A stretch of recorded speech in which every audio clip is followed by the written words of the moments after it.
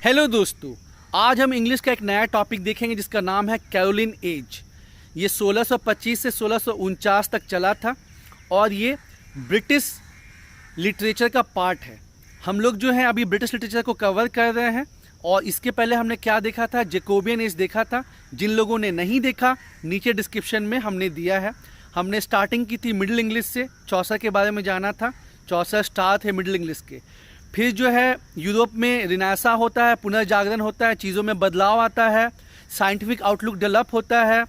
उसके बाद प्रोटेस्टेंट लोग आते हैं जो कि कैथोलिक लोग को चैलेंज करते हैं। जिन लोग को नहीं पता वो लोग ये जान ले कि क्रिश्चियनिटी में स्टार्टिंग में रोमन कैथलिक्स थे जो कि चर्च को ही सर्वे सर्वा मानते थे और जो बोल दिए वो होना ही चाहिए। लेकिन फिर जब पुनर्जागरण होता है, लोगों की सोच विकसित करती है, तो कुछ एक समाज जो है वो चैलेंज करता है चर्च को, तो उनको हम प्रोटेस्टेंट के नाम से जानते हैं।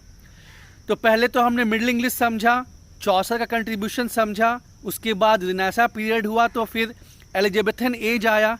क्वीन एलिजाबेथ जो है वो खुद जो है आर्ट्स की बहुत शौकीन थी, तो उनके एज को जो है गोल्डन एज कहा जाता है। उसमें यूनिवर्सिटी विट्स में बहुत फेमस ड्रामेटिस्ट्स हुए, पोएट्स हुए, उसके बाद शेक्सपियर साहब हुए और एलिजाबेथन एज के बाद हमने जैकोबियन एज को कवर किया और आज हम देखेंगे कैरोलिन एज। तो कैरोलिन एज जो है किंग्स चार्ल्स के नाम पे पड़ा है और ये 1625 से 1649 तक चला था। किंग्स चार्ल्स को जो है लैटिन में कैरोलस कहते हैं, इसलिए इस एज का जो नाम पड़ा, क्या पड़ा, कैरोलिन पड़ा। और इस एज में बहुत ज़्यादा डिस्टर्बेंस हुआ। जैसे कि हमने बताया कि जो भी एज आपको जानना है तो आपको ये समझना है कि उस समय पॉलिटिकल सिचुएशन कैसा था, सोशल रिलीजियस कंडीशन कैसा था। तो कैरोलिन एज में बहुत ज़्यादा डिस्टर्बेंस था। और ऐसा क्यों था? क्योंकि रिफॉर्मेशन मूवमेंट के बाद, रिनासा के बाद क्या होता है कि प्रोटेस्टेंट की संख्या बढ़ने लगती है इंग्लैंड में। लेकिन जो ये किंग चार्ल्स रहते हैं, चार्ल्स वन, ये क्या करते हैं, ये शादी कर लेते हैं रोमन कैथलिक से।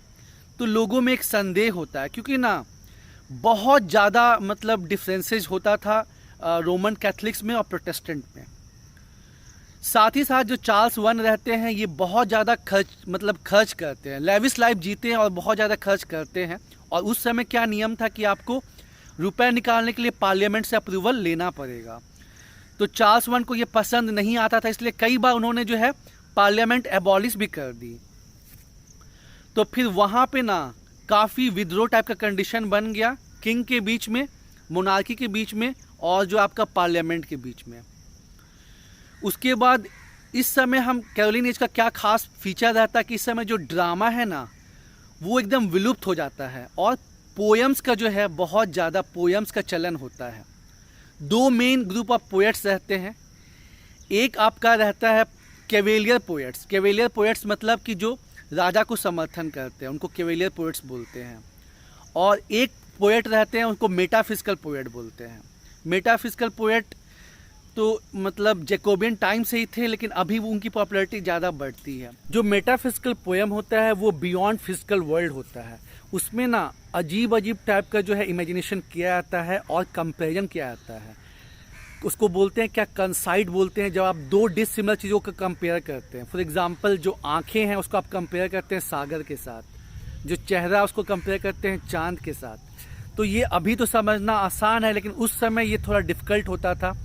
साथ ही साथ वो लोग प्लेटोनिक लव यानी कि स्पिरिचुअल लव में बिलीव करते थे और उनके पोएम्स में कुछ इंस्ट्रक्शंस होते थे।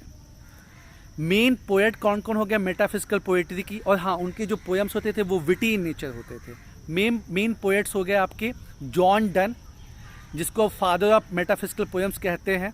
उसके साथ ही जो है एंड्रयू मार्वल, अब्राहम कॉर्वेल और आपका जो है जॉर्ज हर्बर्ट, ये जो है ये लोग मेन हो गए मेटाफिजिकल पोएट्स।